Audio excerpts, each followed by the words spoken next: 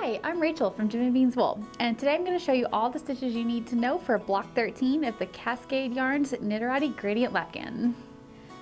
So block 13 is constructed primarily using knit through the back loop, which is a really cool stitch which crosses the stitch, which adds more texture and more interest to your patterning, and it allows you to do things like create these vertical lines that you can see here, and also these lines along here. Just gives it a really cool patterning effect. So this square in particular uses a lot of knit through the back loop, and then also you can see there's some really neat stitches here and also over here that are wrapped, so I'm going to show you how to do those as well. And then this decoration along the edge here with these almost like flower or bud-like looking stitches, those are done with a really neat increase technique. So I'm going to show you how to do all these stitches. We'll start with the sort of basics, the knit through the back loop and the other basic increases and decreases that are in this square. And then in the next section we'll do the more complicated, the twisting and the other interesting cabling stitches that you have to know for this square. So let's start with your foundation here. Like I said, most of this square is done with knit through the back loop, and of course knits and purls as your background stitches, but as far as special stitches go, you're going to be knitting through the back loop for a lot of it. So let me show you how to do that on this first stitch right here. It's really pretty simple. You just take your right needle, and instead of inserting it into the front of the stitch like you normally would for a knit, you actually do it into the back of the stitch. So just like that, take your right needle, put it into the back of the stitch, and then you knit it. Whoops, I dropped off my needle. And then twist the stitch. Let me show you one more time since I kind of dropped that off. So you take your right hand needle and you insert it into the back of the stitch, and then wrap and knit like normal. And what that does is create a crossed stitch that is really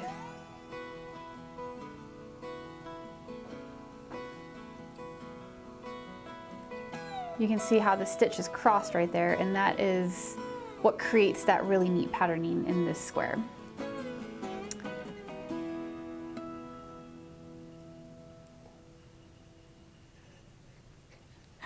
Okay, so the next stitch I'm going to show you is a pretty basic just make one.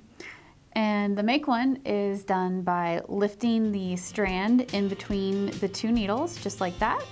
You put it up on the stitch, come under it from the front, lift it onto your left hand needle, and then you're going to knit into the back of the stitch.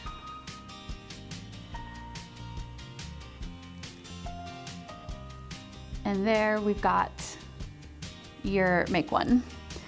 So then the next stitch we're going to do is called a make five, and this is the stitch I was telling you about that makes that really cool almost flower looking stitch. And what you do for that one is you take your right hand needle and you insert it into the next stitch, the stitch that you're doing the make five into, and you're going to knit one, but then don't pull that stitch off of the left needle, leave it sitting right there, and then you're going to yarn over. And then you're going to knit back into that same stitch again, just like that, and then yarn over. So you can see we've got 4 stitches on the needle now, and then you're going to put it right back into that same stitch again and knit. So what that does is you can see that there are 5 stitches coming out of the same hole right there, and that is what creates this sort of like bud or flower looking stitch. Okay, so the next one I'm going to show you is the S2KP, which is a pretty basic decrease. It's your slip 2, knit 1, and then pass the 2 over. So this particular pattern has you slip the 2 stitches as if you were going to knit them together. So you basically insert your needle into the next 2 stitches as if you're going to knit them, but then you slip them. And what you're doing when you do that is you're twisting those stitches, and then you knit the next stitch, and then you grab those 2 stitches that you had just slipped and pull them over, and that creates a center double decrease. Okay, so that is pretty much all the basic stitches that are needed for this square. So we'll move on to the more complicated twisted and cabled stitches for the rest of the square. Okay, so in the next section of the video, I'm going to show you guys the more complicated stitches that are in this square. And those are the ones that form the these little like bundles almost, it looks like, around the stitches. I'll show you how to do those. Also, you can see we've got some directional patterning going on here, and all of these stitches that are going in different directions are formed by cabling. So you're gonna need to have a cable needle and know how to do those. And then some of these stitches are twisted as you do them, and some of them are not. And I'll show you both different options if it's needed for the square. So let me get that out of the way, and then we'll get started here. Okay, so the first two stitches are basically the twisted version of your basic decreases. So these aren't gonna look too terribly different, but they are kind of interesting because you have to twist the stitch in order to get it positioned properly to be twisted when you're done. So for the first one, it's called a twisted knit two together. The first thing you're gonna do is slip 2 stitches purlwise. So I'm gonna grab this one purlwise and that one purlwise. And then the next thing you do is you want to grab that stitch that you just slipped to the right hand needle and slip it back to the left needle, but twisting it as you do. So I kind of come into the front leg of the stitch and grab it and twist it. You'll know you've done it right because it'll feel a little tight on the needle, and it'll be sort of crisscrossed at the base of your left needle there. And then grab the other stitch, and this time don't twist it, just grab it. I like to go into the back side of the stitch. I think it's the easiest way to grab it. But you grab it there and slip it back over. Now, once you've done that, you are ready to knit 2 together like you normally would. So you just insert your right needle into the stitches just like normal and go ahead and knit them together. And it's kind of hard to see when you first finish it, but that second stitch, the one that you twisted, will actually like lay on top of your other stitch and it'll be twisted. So it'll maintain that twisted patterning that you've got going on for the square. The other one is actually a little bit easier to execute. This is the twisted SKP. So this is super easy. You're just gonna slip one purlwise. Oops. Yeah, slip one purlwise. So insert your right needle into the front of the stitch, slip it over, and then you're gonna knit a stitch. And then grab that one that you just slipped purlwise and pull it over the stitch you just knit. And by doing that, you twist it. So in the same way that we twisted the knit 2 together, we just twisted the SKP. That one is a little bit simpler to execute, I think, though, because you don't have to slip stitches over to your other needle and stuff like that. Okay, so let me just move over a couple stitches here. So the next thing we're gonna do is called a W knot, or a wrapped knot. And the way, that was the ones that look like they're kind of bundled with the yarn around it in the square. So to set this up, the first thing you're gonna do is knit 3 stitches. 1, 2, and 3. Then you're gonna need your cable needle, so go ahead and grab that and have it handy. And you're gonna kind of go backwards from what you normally would for a cable stitch. You're gonna take those 3 stitches that you just knit on the right needle and slip them off, being careful not to twist them, onto the cable needle, right?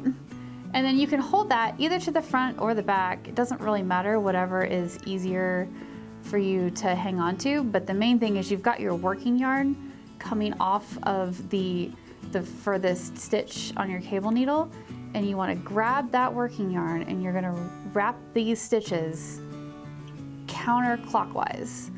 So I kind of feel like the easiest way to do that is sort of hold these 2 needles down below and keep the stitches on your cable needle, and then you can kind of go, whoops, don't wrap it around the needle, and then kind of go all the way around the cable needle like that. So there's one wrap, and then go around one more time. There's your second wrap. And there we go. And you'll want to end with this to the back of the work. Okay, so once you've done that, you're going to bring your stitches back to the edge of the cable needle, slip them back over to the right hand needle, get that cable needle out of the way, and you can see you've got wrap around those 3 stitches that we just worked. Be careful not to pull too tightly because that could really draw in your work. You want these to be nice, you know, you don't want them too loose that they're like draping around, you know, but as long as they're loose enough that the stitches can move pretty freely, then you're okay there. All right, so that's how you do the W knot. Now, the next thing is sort of a variation on the W knot. This is called the WT knot, which is a wrapped knot with twisted stitches. So you're kind of doing the same thing here, but you're going to twist some of the stitches before you put them onto the cable needle. So the first one, we're going to knit through the back loop, just like I showed you in the first part of the stitches video. So whoopsie, let me put that back over there, try again. Okay, so knit through the back loop. And then you will purl one. And then knit through the back loop one more time. So you've worked those 3 stitches. And then these 3 are going to go onto your cable needle. Once again, grab your cable needle and then slip them right off your right hand needle. 1, 2, and 3. Just like that. Your working yarn is back here. And then you're going to wrap the yarn around the stitches twice, just like we did the other ones. So kind of brace them like that, come all the way around. There's 1 wrap, and there's 2 wraps. Bring this back around to the back side of your work. And slip them over to the right hand needle. And there you can see, you've got twisted stitches. You can tell they're twisted by looking right below the wrap. That's where you can see the twisting. And same as before, make sure you don't pull them too tightly because you don't want to really draw in your work too much. Okay, so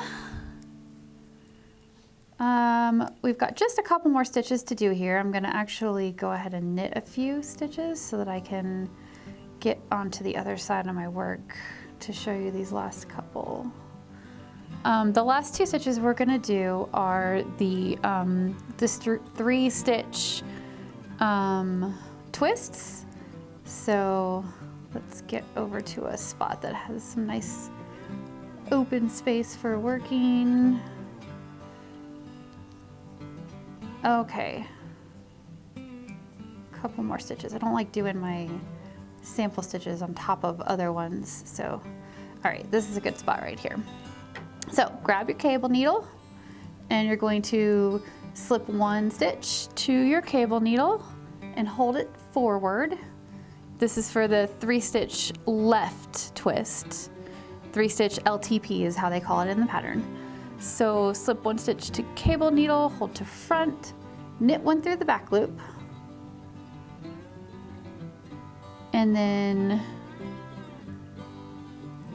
purl 1,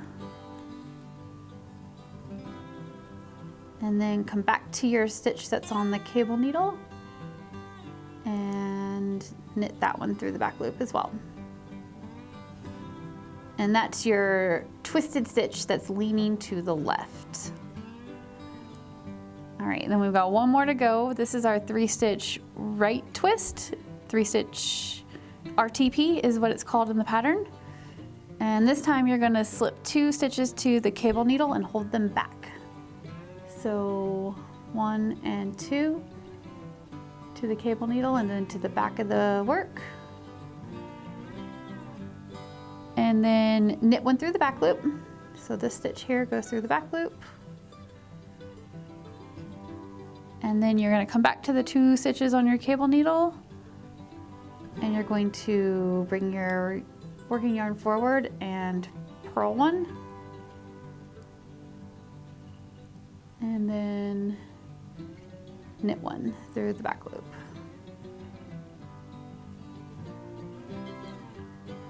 And that is how you do the right twist.